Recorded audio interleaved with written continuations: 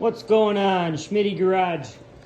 Hammer drill repair part 2 with this Bosh 700 watt hammer drill. It has all these attachments. Got a nice big drill. Got a chisel. Another chisel. So yeah, ended up being just a broken woodruff key. I went through all the parts, I found one, and custom ground it.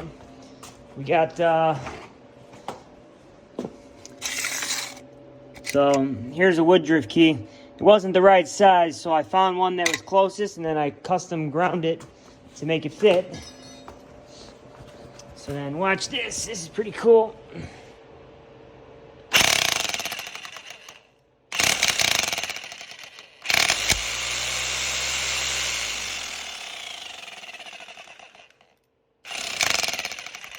So, just have to finish putting it all back together, fill it up with oil.